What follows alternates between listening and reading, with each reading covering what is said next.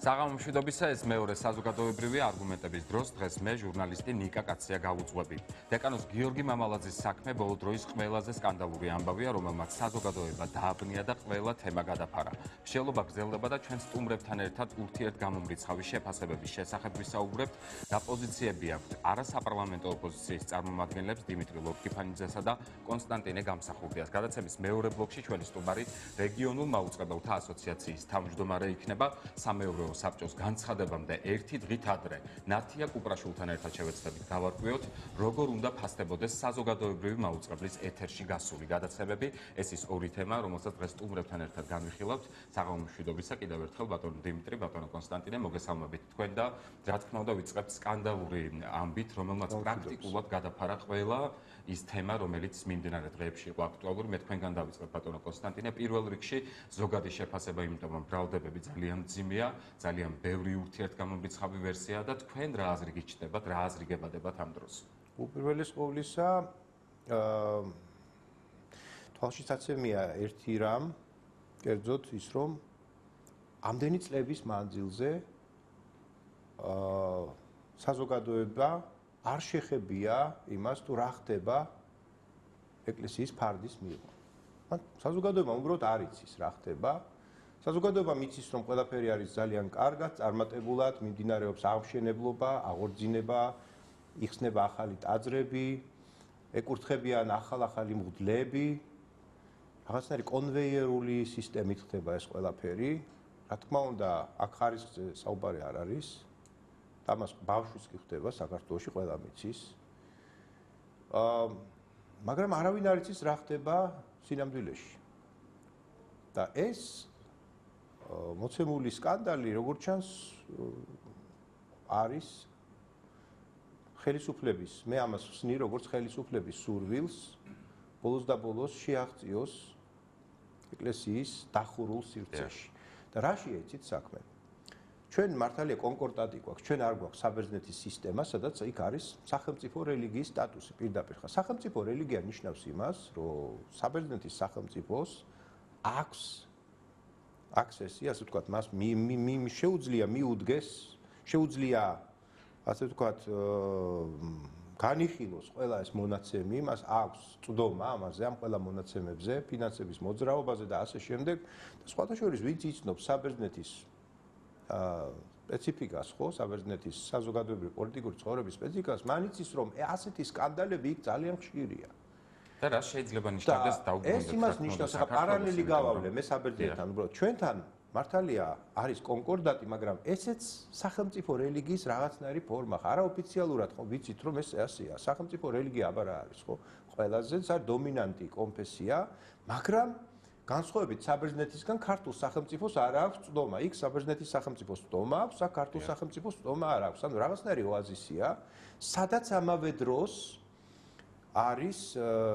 არიან ბიზნესმენები, რომლებისთვისაც ეს არის რაღაცნაირი ოფშორი. მე ვამბობ ამას გონივრული ეჭვის საფუძველზე. მე მაქვს გონივრული ეჭვი, რომ აქ არიან ბიზნესმენები, რომლებისთვისაც ეს არის რაღაცნაირი ოფშორი და ელდორადო. და ისინი გადასახადებს თავს არიდებენ. ერთგვარი კონტურები შიდა დაპირისპირებისა საპატრიარქოში, ეს ვერსიების თანახმად, რომელიც ვრცელდება სხვადასხვა მედია საშუალებებით, ჩვენ გვაქვს იმის საფუძველი ვიფიქროთ, რომ შეიძლება ბევრი კალაპოტი ჰქონდეს იმ სკანდალს, რომელზეც ახლა ვსაუბრობთ. თქვენ ახსენეთ სახელმწიფო, ახსენეთ, რომ გარკვეული პარალელები შეიძლება გაიგოს, თუმცა აუცილებლად იქნება სახელმწიფოს ინტერესი, აუცილებლად მე ამას აპრიორი უშვებ, რომ შეაღწიოს ამ სისტემაში და მე ვფიქრობ, რომ იგი მოქმედებს, ოპერირებს PR ეფექტური საშუალებებით და PR ეფექტური საშუალება მგონია მე ციანიდი და საწამლავი, და მე მგონი, რომ ამ საწამლავს ვერც ძაღლი ვერ აღმოაჩენს, ის არ ჩანს რენტგენში, ხო, ფაქტიურად არ აქვს არანაირი ისეთი განმასხვავებელი ნიშნები არა. საიდან ეხა საწამლავი, ხო? და ასეთი პრიმიტიული საშუალებები, რაღაც შუა საუკუნეების საშუალებები, ხო? დღეს გაცილებით უფრო ეფექტური საშუალებები არსებობს. ეს ერთი. და მეორე, PR ეფექტური მგონია ქალბატონის ხსენება, ასევე PR ეფექტური საშუალება, რომელიცაც ხდება რაღაცნაირი გადამისამართება რომ ეს ყველაფერი რაღაცნაირად მოხუცებულ პატრიარქს არ შეეხოს, რომელიც მართლაც საპატივცემულო ფიგურაა, რომელსაც ძალიან ბევრი პოზიტიური აქვს გაკეთებული არამხოლოდ ეკლესიისთვის, არამედ მე როგორც პოლიტიკოსი ვიტყვი, რომ ძალიან ბევრი დადებითი მახსოვს მისგან. იგივე პოლიტიკურ სიტუაციებს, რაც შეეხება მართვას, რაც შეეხება პოლიტიკური სიტუაციების, აი ბატონი დიმიტრიც იყო, ჩვენ ერთად ვიყავით 2007 წლის აქციებზე, 2009 წლის აქციებზე და მე ამ ფორმატებში პრაქტიკულად ყველაში მონაწილეობდი და მახსოვს ის მომენტი და ნუ ეს არის ფიგურა, რომლის მოწოდებასაც ხალხის ძალიან დიდი მასა ბატონი დიმიტრიც მინდა რომ ჩაერთოს საუბარში, ამიტომ ეს შემდეგი კითხვით სწორედ მასთან გადავალ. მედიაში გავრცელებული ვერსიების გარდა თავად საპატრიარქოს წარმომადგენლების განცხადებებმა მიიქცია საზოგადოების ყურადღება სოციალურ ქსელში. შეიძლება ითქვას, რომ ნამდვილად აფეთქდა საზოგადოება, იმიტომ რომ თითქოს მოულოდნელი იყო, აი უცებ ვულკანის გადმოფრქვევასავით იმ მოსაზრებების გაცნობა, რომელსაც გავეცანით სრულიად საზოგადოება. რა თქმა უნდა, აქ დაბეჯითებით დასკვნების გაკეთება რთულია, მაგრამ შეფასებები ალბათ ჩდება და თქვენს გაქვთ საკუთარი აზრი. მოგესალმებით ბატონო ნიკა, მივესალმებით ბატონო კონსტანტინეს, ჩვენს საზოგადოებას გილოცავთ, დღეს არის მაცხოვრის მირთმის დიდი დღესასწაული. რა თქმა უნდა, ის რაც ახლა ძიმე მარხვის დაწყების პროცესში ხდება ჩვენს ქვეყანაში, მართლაც გამოუგნებელი თავისი მასშტაბებით, ისე ვითარდება მოვლენები.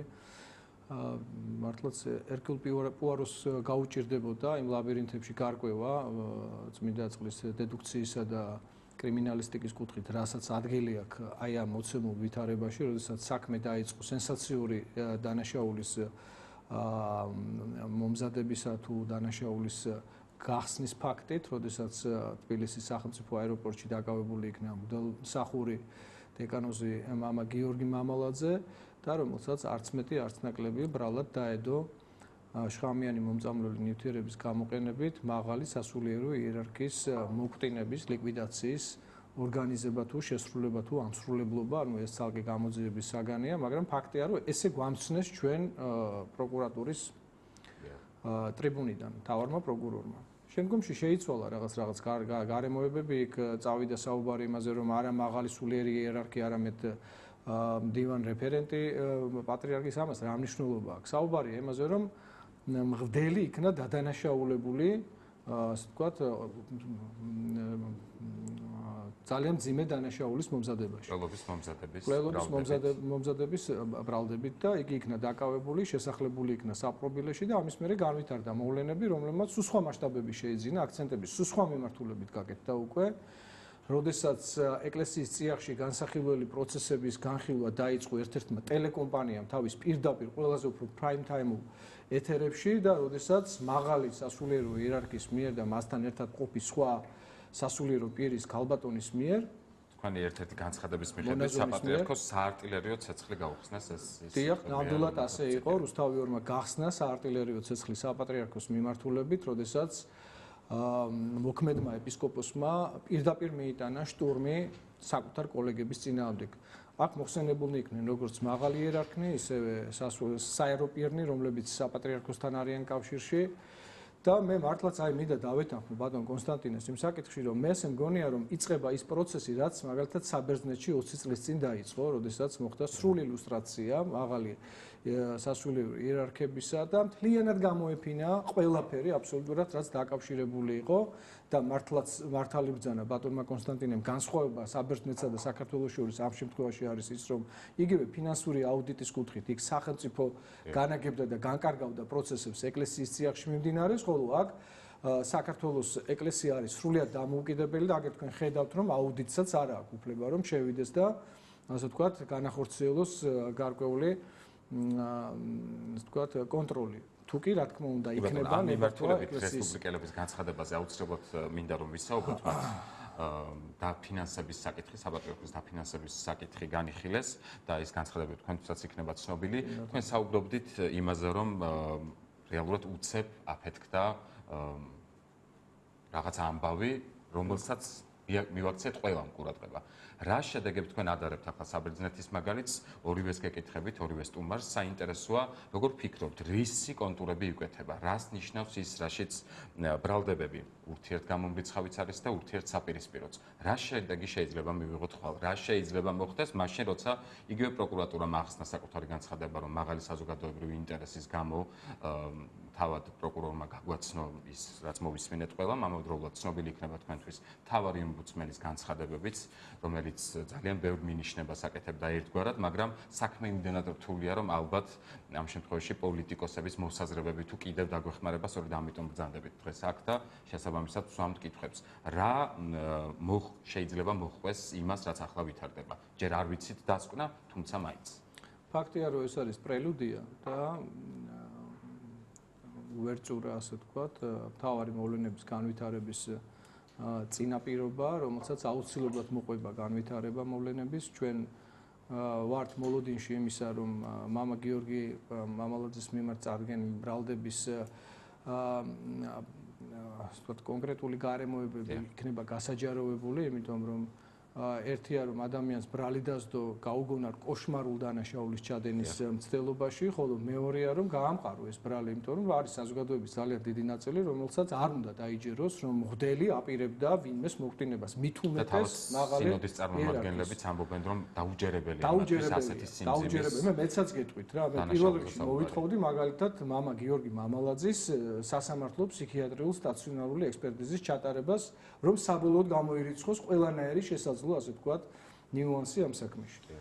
რაც შეეხება საით შეიძლება წავიდეს ეს პროცესი, ჩვენ უკვე ძალიან კარგად ხედავთ, რომ ამ პროცესმა შეიძინა იმის მაგერად რომ აქცენტები გაკეთებული იყო ბრალთან დაკავშირებულ გარემოებებზე და ელემენტარულად ვცოდნოდა ვინ აპირებდა ამ შეთქმულებში მონაწილეობის მიღებას, იყო თუ არა ორგანიზებული დანაშაულებრივი ჯგუფი ჩამოყალიბებული, ვთქვათ, რა მიზანი უნდა მიღწეულიყო მას შემდეგ რაც მოხდებოდა სასურველი პირის ლიკვიდაცია რა და ამ შემთხვევაში თუ კი ვიტყვით რომ ეს ესია და დაუშვებთ რომ ეს ასე მზადდებოდა, მართლაც სახელმწიფოს წინააღმდეგ არის მიმართული ეს ყველაფერი და მართლაც შეიძლება ეს ყველაფერი განხილებოდეს როგორც არა მხოლოდ ეკლესიის, არამედ სახელმწიფოს წინააღმდეგ მიმართულ დანაშაულად.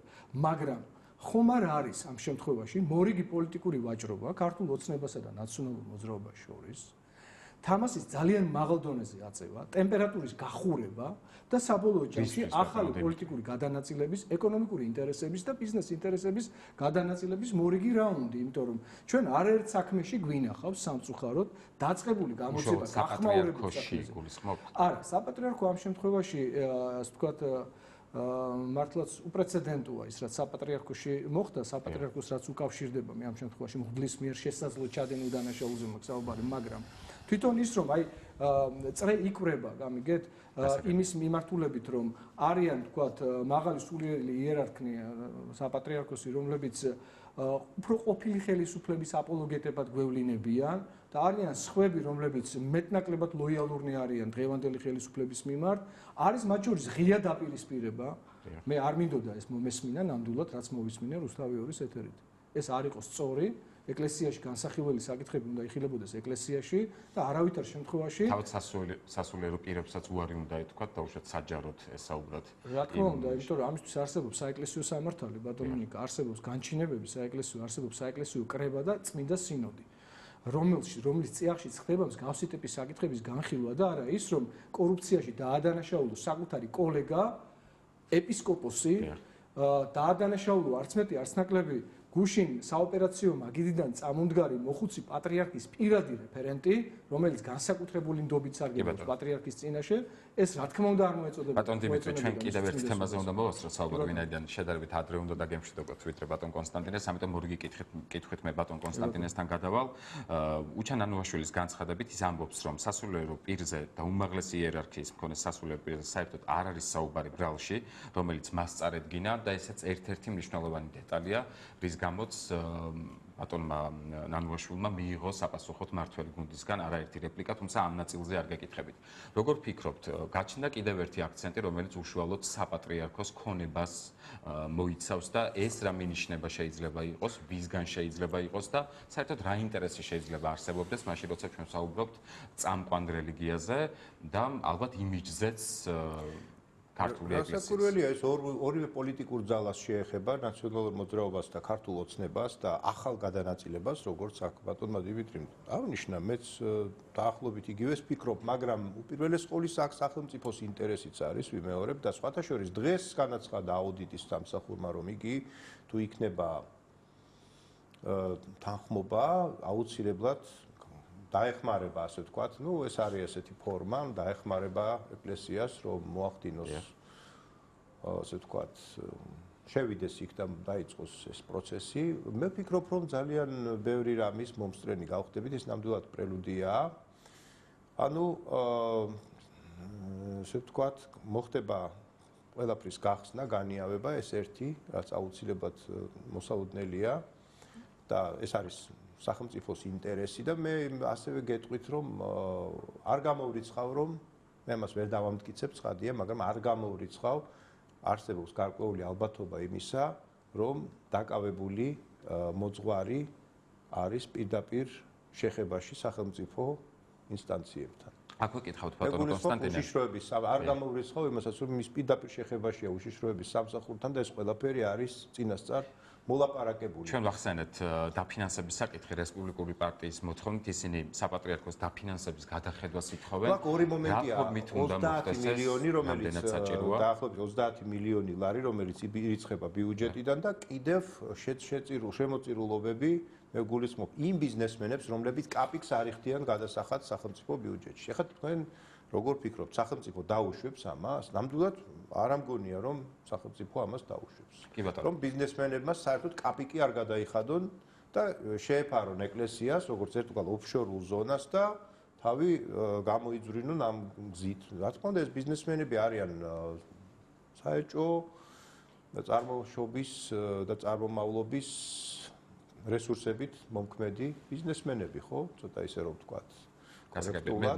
ბოლო კითხვით გადავალთ თქვენის ნებართვით ბატონ დიმიტრისთან. ბატონ დიმიტრის საზოგადოებრივი მაუწყებლის ირგვლივ განვითარებული მოვლენები არის ასევე ერთ-ერთი მთავარი თემა, თუმცა ჩვენ გადაცემის დასაწყისშიც აღვნიშნეთ, რომ ხაზი გაუსვეს დეკანოს გიორგი მამალაძის საქმე არის აბსოლუტურად სკანდალური და მართლა ყველაფერი გადაფარა, მაგრამ არის კიდევ ერთი მნიშვნელოვანი თემა, რომელთან დაკავშირებითაც სამეურვეო საბჭოს განცხადებას ველოდებით ჩვენ უკვე ხვალ დღეს გადაცემის მეორე ბლოკში ძალიან საინტერესო სტუმარი გვეყოლება ჩვენი კოლეგა, რომელთანაც დავსვამ კითხვას, მაგრამ საინტერესოა თქვენი აზრით, როგორც არასაპარლამენტო ოპოზიციის წარმომადგენლის, როგორ ფიქრობთ, რას ნიშნავს ის, რაც უკვე მოისმინეთ, ძალიან მოკლედ კითხავთ, რომ თუ არ წაგართვათ და თავად თქვენი დამოკიდებულება საზოგადოებრივი მაუწყებლის აუცილებლობასთან ან მის არსებობასთან ან არ არსებობასთან დაკავშირებით როგორია? დიდი მადლობა ამ შეკითხვისთვის ბატონ ნიკა, ვინაიდან გადასახადის გადამხდელთა მიერ ფორმირებული ბიუჯეტით დაფინანსებული ტელევიზიის გაუქმება პირველ რიგში ხალხის ნება უნდა იყოს და არა ერთი მენეჯმენტის გადასაწყვეტის საკითხი. ხალხმა უნდა შეაფასოს.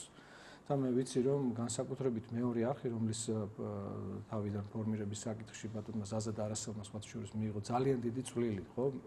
და თავის დროზე ძალიან დიდი რესურსები იქნა მობილიზებული იმისთვის, რომ მეორე არხი ასე ვთქვათ, შექმნილიყო და შემდგომში უკვე ბრენდირებულიყო. სულ რამდენიმე წელია, რაც მე ვფიქრობ, რომ ერთ-ერთი ყველაზე უფრო მაღალ რეიტინგული არის სწორედ მეორე არხი, გამომდინარე იქიდან, რომ თქვენი ტელევიზია იყო ის ერთადერთი ტელევიზია ჩვენი პოლიტიკური გუნდისთვის, გაერთიანებული დემოკრატიული მოძრაობისთვის. შეიძლება ძალიან სუბიექტური ვარ, მაგრამ მაშინ როცა ყველამ გადაკეტა ჩვენთვის შესაძლებლობა იმისა, რომ ჩვენი საპარლამენტო, წინა საპარლამენტო საარჩევნო კამპანია აქტიურ ფაზაში შეგვეყვანა და გვენახებინა საზოგადოებისთვის თუ რითი ვიწონებთ თავს, რა არის ჩვენი წინა საპროგრამო დებულებების პრიორიტეტები, მაშინ ჩვენ მხოლოდ მეორე არხი გვიდგა გვერდით და მე მინდა ვისარგებლო შემთხვევით და კიდევ ერთხელ ძალიან დიდი მადლობა გადაუხადო თქვენ შემოქმედებით ჯგუფს იმ ადამიანებს, რომლებიც ეკრანს მიღმა არიან და ეკრანზე შემოქმედებით გუნდის სახელით. მადლობა და ერთ პატარა კითხვასაც და დაგისვამ. მათ მინდა მჯეროდეს და მწამდეს იმისა, რომ მეორე არხს ხელს ვერავინ ვერ ახლებს და ეს ფორმატები, რომელიც ერთ-ერთი სარკმელია, ნათელი სარკმელი დაბალანსებული აბსოლუტურად და შესაძლებლობის მომცემი საზოგადოებისთვის, რომ ყველაფერი მოისმინოს ღიად, პირდაპირ ეთერში, ყოველგვარი შელამაზების, ჭრაკერვისა და ასე ვთქვათ, ჩაქსოვების გარეშე. სასიკეთოდ გაატარებული რეფორმები ზოგადად ყველასთვის სასურველია, მაგრამ თქვენ როგორც პოლიტიკოს გეკითხებით, თქვენ ახსენეთ, რომ თქვენთვის ეს იყო ფანჯარა, რომლის საშუალებითაც მიქონდათ საკუთარი მოსაზრებები პოტენციურ ამომრჩევლამდე, იმ ადამიანებამდე, ვინც გემხრობათ ან შესაძლოა მოგემხროთ, თუმცა თქვენი გადმოსახედიდან რისი დანაკლისი არსებობს და თუ კი საუბარი იქნება იმაზე, რომ უნდა იყოს სხვა ტიპის გადაცემები, უნდა იყოს სხვა ტიპის თოქ-შოუები, თქვენ როგორც პოლიტიკოსი, თავად როგორი ტიპის გადაცემას ისურვებთ მაუწყებელზე, რომელიც ყველასთან ერთად თქვენიც არის. დიახ, რა თქმა უნდა, ჩვენ არ გვისაუბრია მთავარზე. თავად საზოგადოებრივი მაუწყებლის იმ კონცეპტუალურ ვალდებულებებზე, რომლითაც ის უნდა აწვდიდეს ძალიან მნიშვნელოვან ინფორმაციას საზოგადოებას. ეს უნდა იყოს სამეცნიერო შემეცნებითი გადაცემები, ეს უნდა იყოს დოკუმენტალისტიკა, რომლითაც განებივრებული ვიყავით თავის დროზე პირველი არხის ეთერიდან და რაც ჩანაცვლდა სამწუხაროდ რაღაცა ძალიან ნაყალბევი გადაცემებით და მე არ მინდა ხა კონკრეტულ საავტორო გადაცემებს შევეხო, ნამდვილად არ არის ეს ჩემი ზანი თქვენი ეთერიდან ვისაუბრე, მაგრამ ფაქტია, რომ ხარისხმა ძალიან იკლო. ამ მიმართულებით, რა თქმა უნდა, ძალიან ბევრი ნაბიჯი იქნება გადასადგმელი, იმიტომ რომ 59 მილიონიანი ბიუჯეტი რეალურად უნდა ხმარდებოდეს იმ პროექტებს, რომელიც განსაკუთრებით ჩვენი მომავალი თაობის აღზრდისა და ჰარმონიული ჩამოყალიბების, ასე ვთქვათ, მიზანს უნდა ემსახურებოდეს. და აი ამ ხრივ, რა თქმა უნდა, ძალიან სერიოზული პრობლემები იყო მენეჯმენტში. რა თქმა უნდა, ფინანსების მართლზომიერი ხარჯვის კუთხითაც ძალიან ბევრი შეკითხვა ნამდვილად შეიძლება არსებობდეს. ბორდის მისამართთან შეიძლება ძალიან ბევრი შეკითხვა არსებობდეს, იმიტომ რომ ერთი პერიოდი ორი ბორდი მართავდა საერთოდ ჩვენს საზოგადოებრივ მაუწყებელს და ამ მიმართულებით მე ღრმად ვარ დარწმუნებული, რომ თუკი საზოგადოებრივი ინტერესის დონეზე ჩვენ განსაკუთრებით რიგითი ადამიანები, ხო, მათ შორის პოლიტიკოსები და საზოგადოების წარმომადგენლები მოვინდომებთ, აუცილებლად მივახცევთ სასურველ რეფორმებს ტელევიზიაში. ძალიან დიდი მადლობა უნდა გადაგიხადოთ, კითხვა ნამდვილად ბევრი ქონდა, თუმცა დროზე ადრე უნდა გაგიშვათ დღეს, გაგაცილოთ სტუდიიდან, ამიტომ მადლობა იმისთვის, რომ მონაწილეობთ დისკუსიაში. ესაუბრებს ბატონ კონსტანტინე გამსახურდიასთან გავაგრძელებ. ბატონო კონსტანტინე, რა თქმა უნდა, თქვენი აზრით საინტერესოა იმასთან დაკავშირებით, თუ როგორ უნდა განვითარდეს საზოგადოებრივი მაუწყებლის ბედი, დავუშვათ, თანხდებით ყველა, რომ ეს ნამდვილად ასე, რომ გასატარებელია რეფორმები. თუნდაც იმ შემთხვევაში, თუ კი არ არის საჭირო წარმოდგენილი გადაცემების თუნდაც 90%, თუნდაც 40%-იანოც პირობითად ვამბობ, რა თქმა უნდა, ამ ციფრს. როგორ ფიქრობთ, რით უნდა ჩანაცვლდეს, რა ფორმით უნდა ჩანაცვლდეს და როგორ უნდა გაიზომოს საზოგადოების დაკვეთა და მათი მოთხოვნა? უპირველეს ყოვლისა, უნდა ითქვას ის, რომ ამის ნება არ არსებობდა დღემდე, მე ვერ როგორც თვალს გადავავლებ განვლილ პერიოდებს, მე ამის ნებას ვერ ხედავ, რომ გატარებული იყო აქ რეფორმები, რომელიც საზოგადოებრივ მაუწყებელს გადააქცევდნენ თანამედროვე ეფექტურად მომქმედ და იმავდროულად კონკურენტულ არიან ტელევიზიად. პირიქითაც გეტყვით, ყველაფერი გაკეთდა იმისთვის, რომ ეს ყოფილიყო ფუნქცია დაკარგული, ჩავარდნილი რეიტინგ დაკარგული ტელევიზია, რომელიც ფორმალურად არსებობს. და ვინ გააკეთა, ვის? აი ეს ყველაფერი იყო ხელისუფლების ნება იყო ასეთი. აი პირდაპირ ვდებ მე მათ ბრალს. იყო ხელისუფლების ნება, სხვათა შორის წინა ხელისუფლებაც ანალოგიურად მათი მხრიდანაც არ ყოფილა არანაირი დაკვეთა, რომ მომხდარიყო ნამდვილი რეფორმირება და ეს ტელევიზია ფეხზე დამდგარიყო. და ხედავთ რას სინამდვილეში და ხედავთ ასევე რა სურათს. რეალურად ხედავთ იმ სურათს, რომ დაწყებული 1989 წლის 9 აპრილიდან დღემდე მუდმივად ხდება აქ ისევე როგორც პარლამენტის შენობასთან ადამიანების მოსვლა, პროტესტი, ალყის შემორტყმა და რაღაცნაირად პარალელი რომ გავატარო სოფლიო ისტორიასთან რაღაცით ეს გავს მართლა ლაროშელს. ეხლა ცოტა ირონიულად გულისხმობ, ლაროშელის ციხესავით გახდა, ხო? რომელსაც ვერ იღებდნენ ვერც ფრანგები, ვერც შეატყდნენ ერთმანეთს ინგლისის და საფრანგეთის ფლოტები, ერთმანეთს ებრძოდნენ აბსოლუტისტები და ჰუგენოტები და ასე შემდეგ. ანუ ვერაფერი ვერ დააკლეს, ხო ეს? ანუ რეალურად ეს სიტუაციაც არის პირდაპირი პასუხისმგებლობა იმ ხელისუფლებებისა, რომლებიც არ იყვნენ არანაირად დაინტერესებულნი რომ ქონოდათ საზოგადოებრივი მაუწყებელი იმისთვის რომ ჩვენ qvdes საზოგადოებრივი მაუწყებელი. საჭიროა ავიღოთ რომელიმე სტაბილური და წარმატებული ქვეყნის საზოგადოებრივი მაუწყებლის მოდელი, რაღაცნაირად მოვარგოთ ჩვენს სიტუაციას და გავითვალისწინოთ რა თქმა უნდა ისიც რომ ამ ტელევიზიაში არიან ძალიან ბევრი ჟურნალისტები, ბევრი ჟურნალისტია, რომელსაც რაღაცა გაუკეთებია, აქვს ღვაწლი, აქვს გარკვეული პროფესიული დონე, არის ძალიან ბევრი ადამიანი, რომელიც ტექნიკურ სექტორში მუშაობს, როგორც ტექნიკური პერსონალი და არ შეიძლება ამ ადამიანების ასე უბრალოდ გადაგდება. და ამ ადამიანების ვთქვათ ობიექტურობისთვის, რომ ბოლო დღეებში დამოკიდებულება შერბილდა, რიტორიკა აღარ არის ისეთი მძაფრი და საინტერესოა კიდევ ერთი მნიშვნელოვანი საკითხი, მაშინ როდესაც საზოგადოება თქვენ ამას გძნობთ, ნამდვილად მისასალმებელია ეს თუმცა არ ვიცით ჩვენ ველოდებით ყველა იმ გადაწყვეტილებებს, შეეხება მეორე არხს, აი მეორე არხზე მე მინდა გითხრათ, ეს ძალიან მნიშვნელოვანია, რომ არსებობს მეორე არხი. ნამდვილად აი მეც ჩემის მხრიდან მადლობას ვუხდი მეორე არხს, რომ წლების მანძილზე გვაძლევდა იმის საშუალებას, რომ გამოგვეხადა ჩვენი პოზიცია. რატომ? ამით ყველაზე მეტად სარგებლობს მესამე კატეგორიის პოლიტიკური ძალები არა, რომლებიც არც ქართულ ოცნებას ეკუთვნიან, არც ნაციონალურ მოძრაობას, მათ თავიანთი ტელევიზიები აქვთ. რუსთავი არის ნაციონალური მოძრაობის, ქართული ოცნების არის იმედი, მაესტრო, GDS-ია. ალბათ არ აქვს მათთვის, ვინც დაუშვათ ვერ მოხვდა საკანონმდებლო ორგანოში. ასევე მათთვისაც, რა თქმა უნდა. და მეორე არხი ამის საშუალებას ჩვენ გვაძლევდა და იცოდნენ მათ, რომ ჩვენთვისაც ძალიან აი სასიცოცხლოდ მნიშვნელოვანია მეორე არხის არსებობა.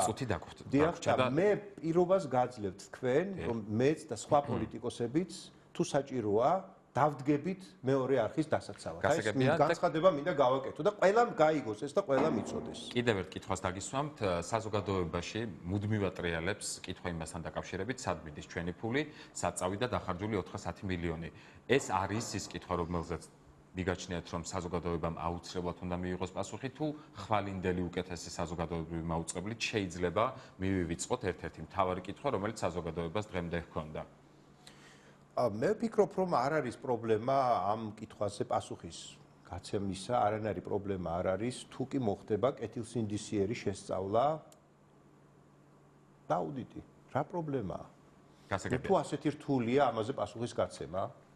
ძალიან დიდი მადლობა მინდა გადაგიხადოთ სტუდიაში მობრძანებისთვის, საინტერესო საუბრისთვის, კითხვები როგორც ყოველთვის რჩება, მაგრამ იმეც ვიტოვებ უკვე მორიგ ეთერებში ვისაუბრებთ სხვა აქტუალურ თემებზე, რომელიც საზოგადოებისთვისაც მნიშვნელოვანია. კონსტანტინე გამსახურდია იყო ჩვენი სტუმარი, მე დროებით გემშვიდობებით სოციალური რეკლამის შემდეგ რეგიონულ მაუწყებელთა ასოციაციის თავმჯდომარესთან ერთად დავბრუნდებით პირდაპირ ეთერში და ვისაუბრებთ საზოგადოებრივი მაუწყებლის ირგვლივ განვითარებული მოვლენების შესახებ, ასე რომ დროებით არ გადართოთ.